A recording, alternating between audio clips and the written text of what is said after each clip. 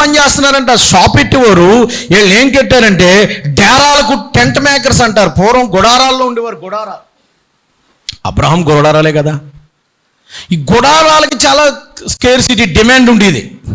అందుకని రోజు గుడారాలు కుట్టేసేది. ఇద్దరు ఆ ప్రిస్కిల్లా ఆ పక్కన కూర్చుంటే, ఆ కొల్లి ఈ పక్కన కూర్చుంటే ఇద్దరు మొదలెట్టేసి దెబ్బలు పెట్టి సూదెట్టి ఇద్దరు కుట్టేసేవారు. ఆ టెంట్లు కుట్టేసి టెంట్ రెడీ. దేవునికి స్తోత్రం చెప్పండి ప్రియులారా. అంతేగాని నువ్వే చెయ్యాలి అని కాదు, ఇద్దరు కలిసి చేసి మొదట భర్త పని చేయాలి, భర్త కష్టపడాలి. అంతేగాని భార్య మీద ఉంచులు వేయకూడదు. రెండవది, భార్య కూడా భర్తతో కలిసి పనిచేయాలి. ఇద్దరు ఉద్యోగం చేసుకోవాలి. ఇప్పుడు నవీన డేస్లో, ఈ మోడర్న్ డేస్లో, నవీన యుగంలో భార్య భర్తలు కలిసి పనిచేస్తేనే కానీ సంసారం నడవడం కష్టం ఈ రోజుల పరిస్థితులను బట్టి. ఏదో పని, మిషన్ కొడతావా, కూలి పనికి వెళ్తావా, కలుపు తీస్తావా, రొప్పుల పనికి వెళ్తావా, ఎక్కడికి వెళ్తావో మొత్తం మీద వేడి నీళ్ళకి ఇద్దరు కలిసి మన ఊళ్ళో చాలామంది అలా పనిచేస్తారండి. ఇద్దరూ కలిసి గేదెలు మేపుకుంటారు. ఆయన గడ్డి కొస్తే ఈయన పాలు పిస్తుంది, ఈయన పాలు పిస్తుంది, ఆయన గడ్డి వేస్తాడు. భలే ఉంటారు భార్య భర్తలు. అలా ఉండాలా. ఇద్దరూ కలిసి మరి మధ్యాహ్నం ఆ పొలం గొట్టు మీద భార్యాభర్తలు భోజనం చేయటం, కొన్ని దృశ్యాలు ఎంత ప్రేమగా ఉన్నారు వాళ్ళు అనిపిస్తుంది. కలిసి పని చేయాలి. పని చేయకపోతే అది వాక్యానికి విరుద్ధం. మీలో ప్రతివాడు పని చేయాలి. భార్య కూడా పని చేయాలి. ప్రిస్కిల్లా ఏమని తెలుసా, అదేంటి నేను పెద్దింటి కుటుంబం నుంచి వచ్చాను, అదేంటి మా ఇంటికాడ నన్ను అసలు బయటికి పంపనిచ్చేవారు ఏంటి, ఎండముఖం తెలీదు నీడముఖమే కానీ ఇదిలోకి ఎప్పుడన్నా వచ్చానేంటి, ఇప్పుడేంటి నువ్వు బయటికి వెళ్ళమంటున్నావు అని అనలే. గతం మా అమ్మగారు ఎంత గొప్ప, అది ఇదిలే. మీ అమ్మగారు ఎంతసేపు వీళ్ళ అమ్మగారి గురించే, మా అన్నయ్యోళ్ళు ఎంత, మా అమ్మ ఎంత, మా నాన్న ఎంత, మా ఊరు ఎంత. ఆ ఊరు లంక అయినా సరే, ఆ ఊరు ఏదన్నా ఎక్కడ శ్రీలంక లాంటిదైనా సరే, నీ ఇంటి వారిని, ఇతను నీ భర్త, అతని కొరకు వచ్చావు, అతనితో కలిసి పనిచేయాలి. మనిద్దరం కలిసి కష్టపడదాం, ₹1 పని చేసుకుందాం, మనం మన సంసారాన్ని, మన పిల్లల కోసం ఏదైనా ₹1 నిలవేద్దామని చెప్పుకోవాలి. కాపరంటే కేవలం ఓన్లీ ప్రసంగాలు చేసి వదిలేయడమే కాదు, మీ కుటుంబాలు కూడా కట్టబడాలా, కుటుంబ జీవితం బాగుండాలా, కుటుంబాలు కలిసి పని చేసుకోవాలి. కలిసి పని చేయటం చాలా అవసరం. ప్రభునందు ప్రియులారా, కలిసి పని చేయాలి. నేను ఒక విషయం మీకు చెప్పాలనుకుంటున్నాను. ఆ కలిసి పని చేయటంలో సిద్దిపేట ప్రకాష్ గారు అని ఒక ఆయన ఉన్నాడు, మంచి వర్తమానికుడు. ఆయన ఇప్పుడు నేను పిలుద్దామని ట్రై చేశాను కానీ దొరకలేదు నాకు. ఆయన భార్య చనిపోయేటప్పుడు ఒక సాక్ష్యం చెప్పాడు. భార్య చనిపోయినప్పుడు సమాధి దగ్గర ఉండి సాక్ష్యం చెప్పాడు. నేను లైవ్లో చూశాను. ఏమని చెప్పాడంటే, నేను ఊరంతా, ప్రపంచమంతా, రాష్ట్రం అంతా తిరిగి స్వార్థకి వెళ్తున్నాను కదా, నేను ఎంత కష్టపడుతున్నాను కదా, నేను ఎంత సేవ చేశాను, నేను ప్రభు దగ్గరికి వెళ్తే నేను ఎన్ని ఊళ్ళు తిరిగానో, ఏమేం చేశానో ఇవన్నీ చెప్తాను. మరి నువ్వేం చెప్తావు దేవుడి దగ్గరికి వెళ్ళి అని అంటే ఆవిడ అందంట, ప్రభువా నీ సేవకుడు పరిచయకి వెళ్ళడానికి బట్టలు ఉతికి సూట్ కేసు రెడీ చేశానయ్యా. నీ సేవకుడు అలా బస్తీకి ఇలా వచ్చి ఇలా భోజనం చేస్తుంటే అతనికి అన్ని రకాల సమకూర్చానయ్యా. నీ సేవకుడికి ఏది లోటు లేకుండా పని కొరకు నేను ఎంతో సహకరించానయ్యా అని చెప్తానన్నమాట. అబ్బా, నువ్వు నాకంటే ధన్యురాలు. చేస్తున్నారు అలాగా? భార్య భర్తలు ఇద్దరు కూడా పని చేసుకుని మీ సంసారాన్ని మీరు నడిపించుకోవాలని ప్రేమతో మీకు మనవి చేస్తున్నాను. ఇదిగో ఇక్కడ వీళ్ళు డేరాలు కుట్టుకునేవారంట. ఈ డేరాలు కుట్టుకున్నప్పుడు వీళ్ళందరూ కలిసి పని చేసుకుంటున్నారట. వాళ్ళు ఎంతో క్షేమంగా ఆరోగ్యంగా ఉన్నారు. 3వ లక్షణం, ఒకటేమో వారు కలిసి ఏకమనసుతో నడుస్తున్నారు, కలిసి నడుస్తున్నారు. రెండవదేమో వాళ్ళు కలిసి పని చేసుకుంటున్నారు. మూడవదేమో ఆతిథ్యము చేస్తున్నారటండి. చూడండి ఏం చేస్తున్నారు వాళ్ళు. పౌలు గారు ఎవరింటికి వచ్చాడమ్మా? భార్య, మొదటి వచ్చిన భార్య అయిన ప్రిస్కిల్లాను కనుగొని వారి యొద్దకు వెళ్ళాను. వీరు వృత్తికి డేరాలు కుట్టుకునేవారు గనుక, పౌలు కూడా అదే వృత్తి గలవాడు గనుక వారితో కలిసి పౌలు గారు కూడా, అంటే ఆతిథ్యం. పౌలు గారు ఎక్కడ ఉండాలని తిరుగుతున్నాడంటే కొరింథీకి వచ్చాడు. ఈయన కూడా ఎవరింట్లో మకాం పెట్టాలి, ఎవరు నాకు ఆతిథ్యం చేస్తారు, ఎవరింటికాడ ఉండాలంటే అకుల్లా ప్రిస్కిల్లాను ఇక్కడ ఉన్నారని కనుగొని వాళ్ళ ఇంటికి వెళ్ళి వాళ్ళ ఇంట్లో కూర్చున్నాడట. మీకు ఒక విషయం చెప్పాలి. అదేంటంటే, ఒక పూట చుట్టం వచ్చాడు అనుకోండి, ఆ ఇల్లు ఎలా ఉంటుంది? ఏదో కొంచెం బాగానే చూస్తాం ఆ పూటకి. రాత్రి ఉండిపోయాడు అనుకోండి, బండి కోడిగుడ్లోకి వచ్చేది. మరుసటి రోజు ఉండిపోయాడు అనుకోండి, ఆమ్లెట్ సోర్ అయిపోద్ది. ఒక మనిషి 2 రోజులు ఉండాలంటే మనం చూడగలమండి? వారం రోజులు ఒక మనిషిని కూర్చోబెట్టి లేకపోతే ఏదో పని చేసి పోషించాలంటే ఎంత కష్టంగా ఉంటుందో. ఆతిథ్యం, ఆయనకు ఒక బెడ్, ఈ మిగిలిన వాళ్ళందరూ సర్దుకోవటం చాలా కష్టం. అకుల ప్రిస్కిల్లమ్మ గారు, ఏమండి పాస్టర్ గారు మన ఇంట్లో ఉంటాడండి, మనం ఆయనకి అన్నం పెడదామండి, ఆయన మంచి సేవకుడు అండి, ఆయన ద్వారా ఈ ఊరంతా రక్షణ పొందుతుందండి, ఆయనకి మన పక్క రూమ్ ఇచ్చేద్దామండి అంటది. ఓకే, అలాగే ఇద్దరు ఒకే మాట అలాగే ఉంచేశారట. ఆతిథ్యం, ఇద్దరికి కూడా ఆతిథ్యం చేసే అని ముందు 1 రోజు కాదు 2 రోజులు కాదు, ఎన్ని రోజులు ఉన్నాడు తెలుసమ్మా? 18 నెలలు ఉండిపోయి అంటారు ఇంట్లో. ఎన్ని నెలలు? 11వ వచనం చదవండి. 11వ వచనం. అతడు వారి మధ్య దేవుని వాక్యమును బోధించుచు 1 సంవత్సరం మీద 6 నెలలు అక్కడ నివసించెను. 1 సంవత్సరం మీద 6 నెలలు అంటే ఎంత? 18 నెలలు. 18 నెలల ఇంట్లో ఉండిపోయి. ఎందుకంటే ప్రిస్కిల్లమ్మ గారు చాలా మంచిది. పొద్దుటే టిఫిన్ వేసేసేది, మధ్యాహ్నం అన్నం వండేసేది, అన్ని చేపలు వండానన్నా. పౌలన్న అన్నగారు కదా, పౌలన్న చేపలు వండానన్నా, అన్న ఈవేళ చికెన్ అన్నా, ఈవేళ అదన్నా, మనం వెళ్దామన్నా, సువార్తకి వెళ్దామన్నా, అలాగేలాగా. ఈ పౌలు గారు ఒక్కడే కాదు, ఈయనతో పాటు ఈయన ఫ్రెండ్స్ తిమోతి చూడటానికి వచ్చేవాడు, ఈ తీత వచ్చేవాడు, ఈ సంఘస్థులు ఎవరైనా వస్తే ఈ ప్రిస్కిల్లమ్మ గారు ఆ ఇంట్లోకి తీసుకొచ్చేసి ఇంచుమించుగా ఒక పూటకి ఒక కుంచునాన్ని వండేసి పప్పుచారు కాసేసి వాళ్ళకి ఆమ్లెట్లు, అంతగా మధ్యాహ్నం 1 గంటకు వచ్చినా సరే భోంచేయండి అని అనబెట్టేసి.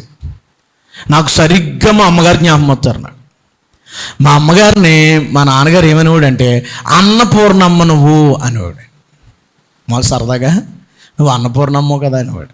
ఇంట్లో ఏమన్నాయి చూసుకునేది కాదు ఆవిడ, వండేయటం. ఇంచుమించు 4గురికి మిగలాలి ఆ పూట. ఎంతమంది తిన్నా కొండ ఇది కాదు, అది పప్పుచారు లేదు అనేది కాదు. మరి ఎక్కడి నుంచి ఊరిదో ఎలాగొచ్చిందో నాకు అర్థం కాదు, కానీ కూర ఉందంటే ఇలాగే ఆడింతా మళ్ళీ అదే వేస్తూ ఉండేది. ఈ ఊళ్ళో ఎంతోమంది అమ్మగారి చేతి దగ్గర భోజనం చేశారు, ఆశీర్వదించబడ్డారు. దేవునికి స్తోత్రం చెప్తామండి. ప్రిస్కిల్లమ్మ గారు అలాగూ ఆతిథ్యం చేసిన అమ్మ. ప్రిస్కిల్లా అకుల అలాగూ దేవుని పిల్లలనగా సంఘం అనగా ఎంత ప్రేమ చూపించేవారంటే ఇంక దేవునికి ఏమంటా ఏంటి ఆ చేతికి ఎముక లేదంటారు కదా, ఎముక లేనట్టుగానే ఉండేది. ఇప్పుడు ఆవిడ కూర్చుండిపోయింది, కానీ నిజంగా మా అమ్మగారు కానీ వంట వండితే ఎంత బాగుంటుంది అన్నట్టు అనిపిస్తుంది నాకు. పాస్టర్ అమ్మగారు కానీ, దేవుని పిల్లలు కానీ, భక్తిపరుల అమ్మాయిలు కానీ, విశ్వాసులు కానీ ఆతిథ్యం చేయటం మరొకటి. మత్తయి సువార్తలో ఈ మాట రాయబడింది చూడండి. అందరూ ఒకసారి చదవండి. మత్తయి సువార్త 11వ అధ్యాయంలో విశ్వాసులు ఎలా ఉండాలండి? మత్తయి సువార్త 10వ అధ్యాయం 40వ వచనం. ఈమెను చేర్చుకున్నవాడు నన్ను చేర్చుకొనును, నన్ను చేర్చుకున్నవాడు నన్ను పంపిన వానిని చేర్చుకొనును. ప్రవక్తను చేర్చుకున్నవాడు ప్రవక్త ఫలము పొందును. నీతిమంతుని చేర్చుకున్నవాడు నీతిమంతుని ఫలము పొందును. మరియు నా శిష్యుడని ఈ చిన్నవారిలో 1 గిన్నెడు చన్నీళ్లు మాత్రమే త్రాగనిచ్చును, వాడు ఫలము పరలోకమును పోగొట్టుకొనుడని మీతో నిశ్చయముగా చెప్పుచున్నాను. చప్పలు కొట్టు గట్టిగా దేవుని స్తోత్రం చెప్పండి. దైవజనుడు కానీ, సంఘస్థులు కానీ, ఆకలితో ఉన్నవారు కానీ గిన్నెడు చన్నీళ్ళు మాత్రం ఇస్తేనే పరలోకంలో ఫలితం అన్నాడు. ఇంక మజ్జిగిస్తే ఇంకెంత ఆశీర్వాదం. ఓ పూట అన్నం పెడితే ఇంకెంత బాగుంటుందో. పూర్వకాలం ఆ రీతిగా సేవకులు, సేవకురాళ్ళు, క్రైస్తవ కుటుంబాలు అలా ఉండి. అకుల ప్రిస్కిల్ల కుటుంబం చూస్తే ఆతిథ్యము చేయు కుటుంబం అది. ఇప్పుడు మీరు అన్నం అంటే వండగలరమ్మా? మిట్ట మధ్యాహ్నం ఎబ్రీయులకు రాసిన పత్రిక 13వ అధ్యాయం 1వ వచనం. సహోదర ప్రేమను మీలో నిలవరంగా ఉండు, ఆతిథ్యము చేయ మరొకండి. ఆతిథ్యం చేయడం మర్చిపోకండి. పాస్టర్ గారులకి 10 రోజుల కోటాల్లో ఒక పూట భోజనం పెట్టడం మర్చిపోకండి. దయచేసి ఆతిథ్యం చేయడం మర్చిపోకండి. ఓ పూట క్యారేజీ పంపండి దేవుని పిల్లలు, దేవుని సేవకులకి. ఆతిథ్యము వాళ్ళు తినకపోనే. ఆతిథ్యం అనేది చాలా ప్రాముఖ్యం. దేవదూతలకు వారు తెలియకే చదవమా. దేవదూతలకు అబ్రహాము శారాలు 12 గంటల నుంచి 1 గంట మధ్యలో వచ్చినటువంటి ఆ దేవదూతలకు వాళ్ళు ఏం పెట్టారండి? దేవునికి ఆతిథ్యం చేశారు, భోజనం పెట్టారు. భోజనం పెట్టగానే మీదిటికి మరలా వచ్చే సంవత్సరాన్ని కడుపున ఒక బిడ్డ పుడతాడని ఆశీర్వాదం. అకుల ప్రిస్కిల్ల ఆతిథ్యం చేసేవారు వీళ్ళు.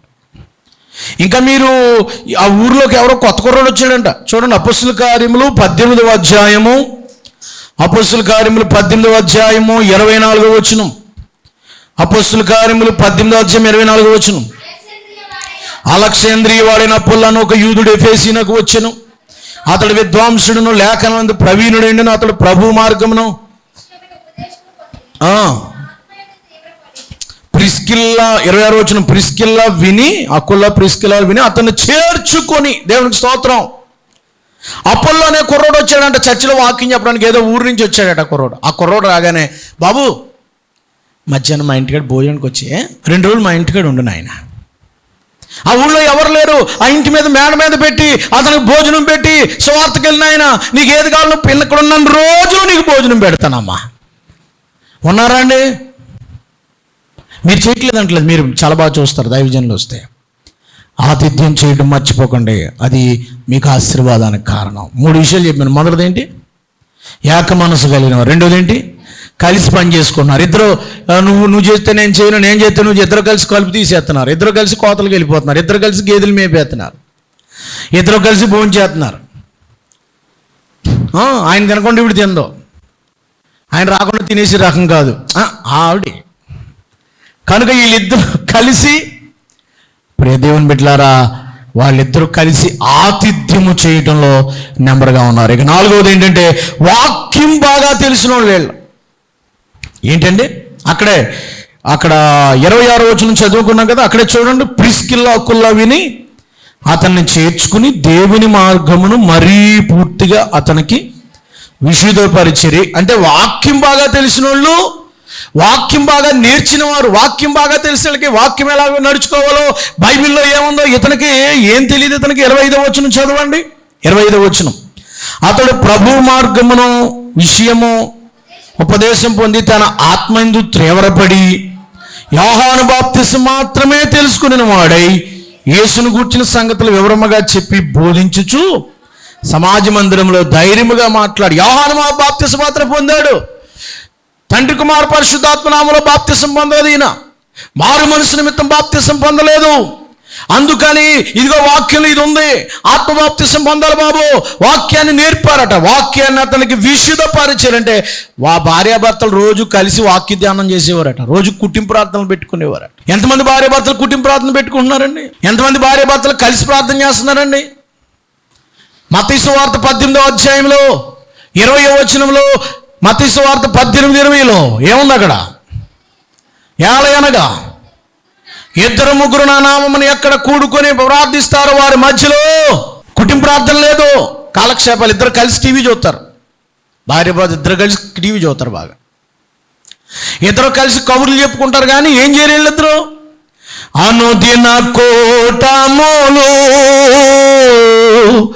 అందరి గృహములలో ఆనందముతోనూ ఆరాధనలాయే వేణుల విందగు పాటలతో ధ్యానము చేయుచు మురియుదా. వేణుల విందగు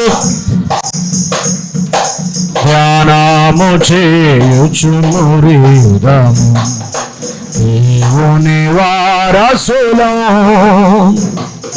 ప్రేమ నివాసులము. దేవునికి స్తోత్రం. కుటుంబ ప్రార్థన ఎట్టుకుంటున్నారండి? మేమిద్దరమే, మా ఇద్దరికే కుటుంబ ప్రార్థన. నేను బైబిల్ చదివితే ఆవిడ ప్రార్థన చేయాలి, ఆవిడ బైబిల్ చదివితే నేను ప్రార్థన చేయాలి. ఇంటికాడ ఎప్పుడన్నా ఉంటే ఖాళీగా ఉంటాం కదా, ఎప్పుడన్నా పోవటం లేదు ఇవ్వాలంటే ఇద్దరం కలిసి కూర్చుంటాం. ఆవిడ పాట పాడితే నేను ప్రార్థన చేయటం, లేదా నేను బైబిల్ చదివితే ఆవిడ ప్రార్థన చేయటం. కుటుంబ ప్రార్థనలో ప్రతి ఇంటిలో ఉండాలి. దేవునికి స్తోత్రం. వారు ఏం చేస్తున్నారో తెలుసా? దేవుని వాక్యాన్ని బాగా తెలిసిన వారు వాక్యాన్ని మరీ పూర్తిగా అతనికి విశుద్ధపరిచరి. దేవుని మార్గమును 26వ వచనంలో అతను చేర్చుకుని దేవుని మార్గమును మరీ పూర్తిగా, దేవుని మార్గాన్ని గురించి, దేవుని బోధల గురించి, దేవుని యొక్క వాక్యాన్ని గురించి. మీ భార్యాభర్తలు, సంఘస్థులు వాక్యాన్ని తెలిసిన వారైనా మీరు? వాక్యానుసారంగా నడుస్తున్న వారైనా మీరు?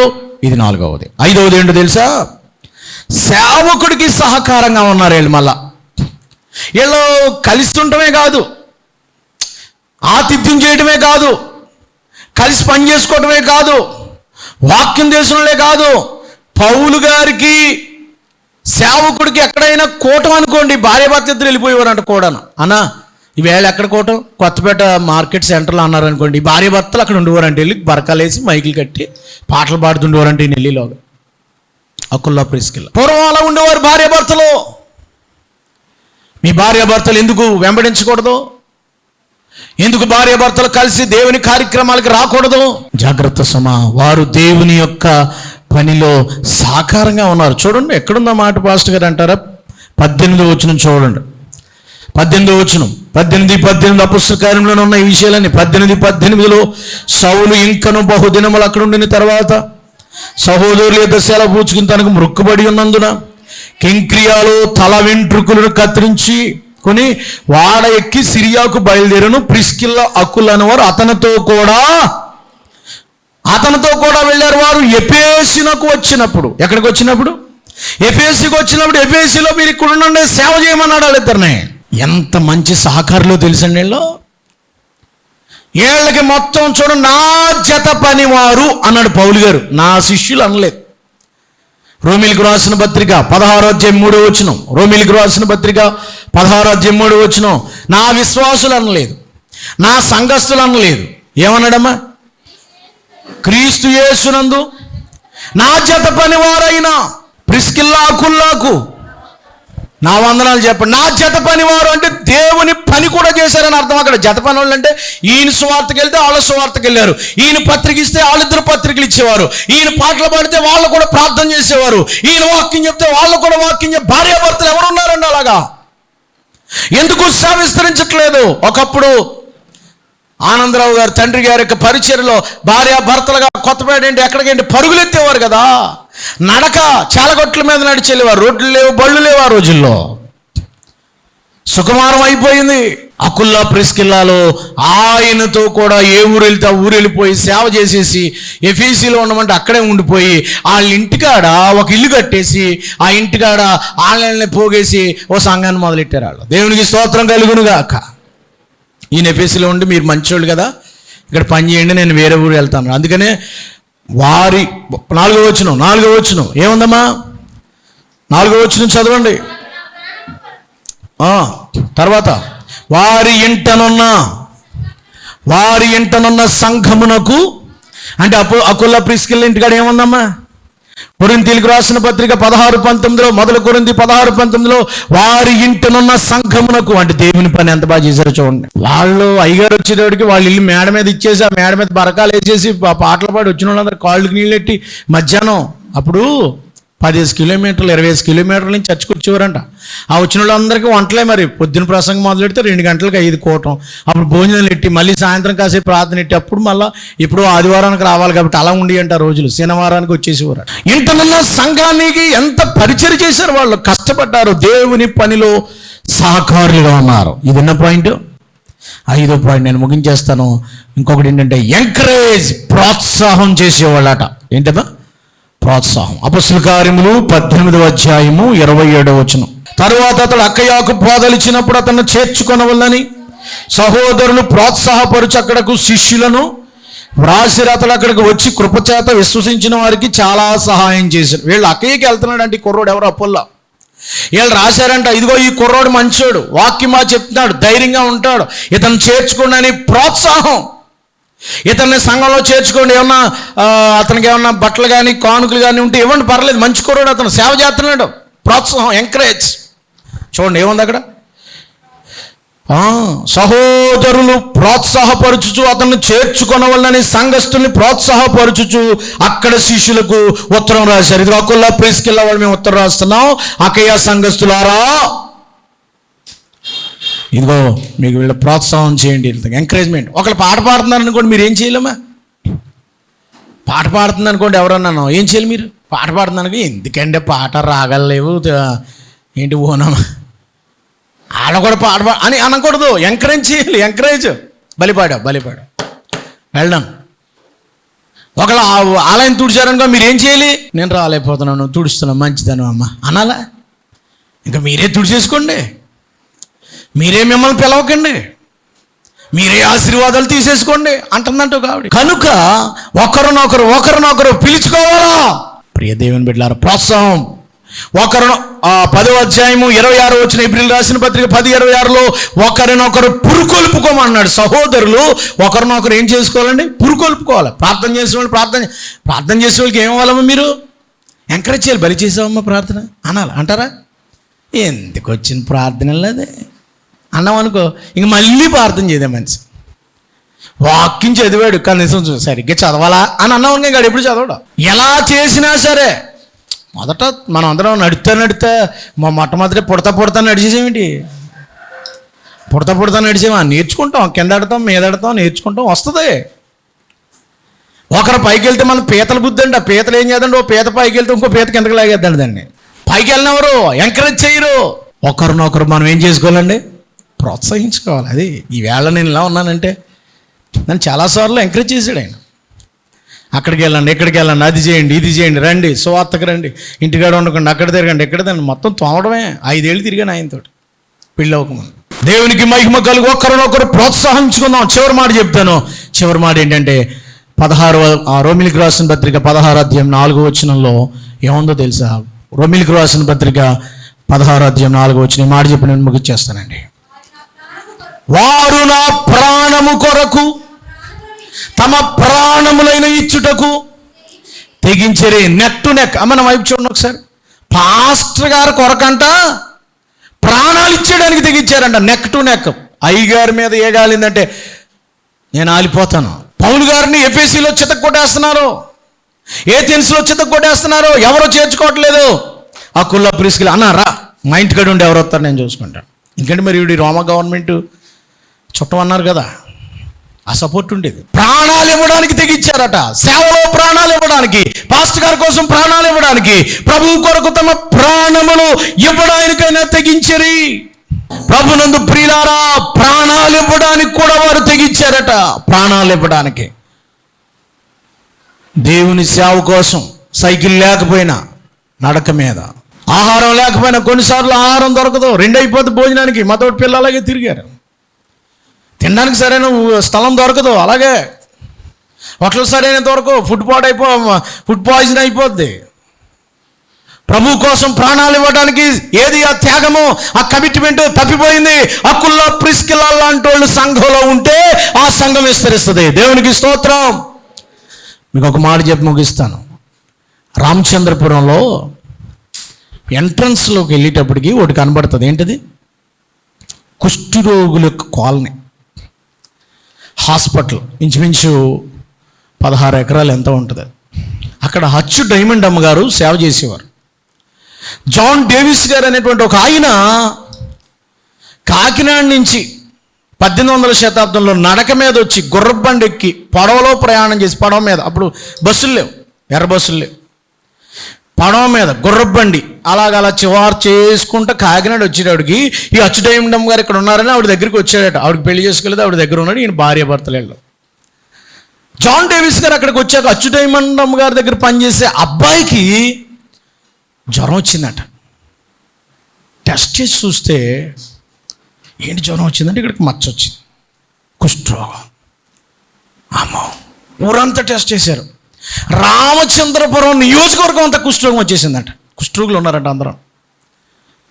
వెంటనే హచ్ డైమండ్ అమ్మ గారు, వీరు జాన్ డేవిస్ గారు కెనడా బ్యాప్టిస్ట్ మిషనరీస్ వాళ్ళు అక్కడికి ఉత్తరం రాసి 150 పడకలు కలిగిన ఆసుపత్రి కట్టించారు కుష్ఠరోగుల కోసం. 150 పడకలు ఆసుపత్రి కట్టించి మొత్తం రామచంద్రపురం వాళ్ళందరికీ కూడా కుష్ఠరోగాలకి వైద్యం అందిస్తూ లెపర్సీ కాలనీ కట్టి వాళ్ళకి అన్ని రకాల వైద్యం చేసేసి, ఇవన్నీ చేసిన తర్వాత ఏం జరిగిందంటే ఒక 7 సంవత్సరాలు పరిచయం చేసి జాన్ డేవిస్ గారు కూడా ఇంకా వీళ్ళ దగ్గరే స్వార్థ చేసి వీళ్ళకి కట్లు కట్టి వాళ్ళకి ప్రార్థన చేస్తే అలా ఉండిపోయాడు.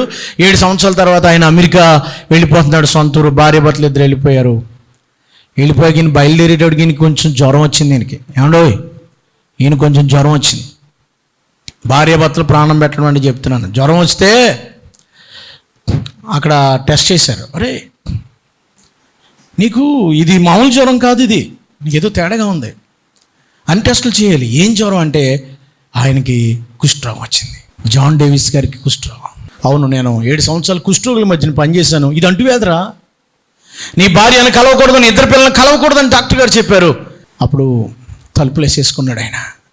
కిటికీ అద్దాల్లో నుంచి వాళ్ళ భార్యను పిలిచి, I love you my darling, నువ్వంటే నాకు చాలా ఇష్టం, నీ ఎందుకంటే నీకు ఇష్టమే, కానీ నువ్వు నన్ను తాకినా నీకు కుష్ఠరోగం వస్తుంది, ఇలా గదిలో ఉంటాను, నువ్వు జాగ్రత్తగా పిల్లల్ని చూసుకుంటూ ఉండానంటే ఆవిడ, ఏం మాట్లాడుతున్నావు నువ్వు అసలు? పెళ్లి చేసినప్పుడు ఏమని మనం వాగ్దానం చేసుకున్నాం? కష్టమైనా, మేలైనా, కీడైనా, సుఖమైనా నీతోటే నా జీవితం అని చెప్పాను కదా. ఒకవేళ నువ్వు తలుపులు వేసుకుని బతుకుతావేమో, నువ్వు తలుపులు నిన్ను చూడకుండా మరుక్షణం నేను బ్రతకలేను, చచ్చిపోతాను నువ్వు లేకుండా అని తలుపులు తీసేసి ఆవిడ అలాగ కౌగులించేసుకున్నాడంట. అలా ఆయన కౌగులించుకుందంట ఆవిడ. చచ్చే వరకు పిల్లలు వచ్చారట, డాడీ డాడీ అని చూడడానికి వస్తే తలుపులు వేసేసి కిటికీలోంచి, రే మీరు నా ఇంకా చూడకూడదురా, ఏ డాడీ ఏ రాకుండా రోగం వచ్చిందిరా నాకు. సేవకి వెళ్ళాను కదా, చచ్చి వరకు పిల్లల్ని ముట్టలేదట. ఈవేళ రామచంద్రపురంలో ఒక్క కుష్ఠరోగి కూడా కనపడ్డా అక్కడ. ఆనాడు ఆయన చేసిన సేవకి, ఆనాడు ఆయన చేసిన త్యాగానికి, ఆనాడు ఆయన కుష్ఠరోగుల కోసం కుష్ఠరోగిగా మారిపోయాడు. ప్రాణాలు తెగించి ప్రభు పరిచర్య చేశారు జాన్ డేవిస్ గారు. ఏం త్యాగం చేయగలను? ఫ్యాన్ లేకపోతే చర్చిలో కూర్చోలేవు, సరిగా పరకం లేకపోతే కూర్చోలేవు, కుర్చీ లేకపోతే లేచి వెళ్ళిపోతావు, భోజనం పెడితే సరిగా దానికి విమర్శలు. ప్రాణానికి తెగించి వాళ్ళు పనిచేశారు. ఒక్క 10 నిమిషాలు లేట్ అయితే ఉండలేవు. నువ్వు ప్రాణాలు ఇస్తావా దేవునికి? తల ఉంచండి, ప్రార్థన చేసుకుందాం.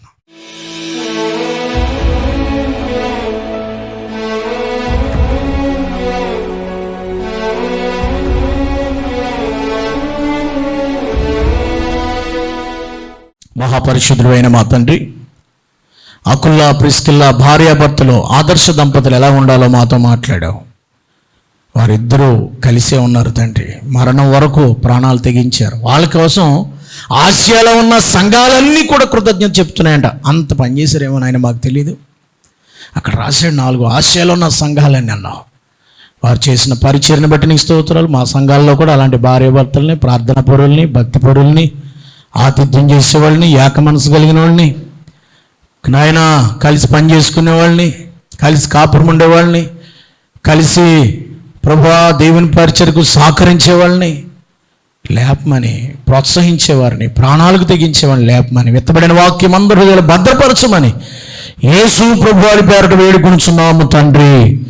ఆమేన్.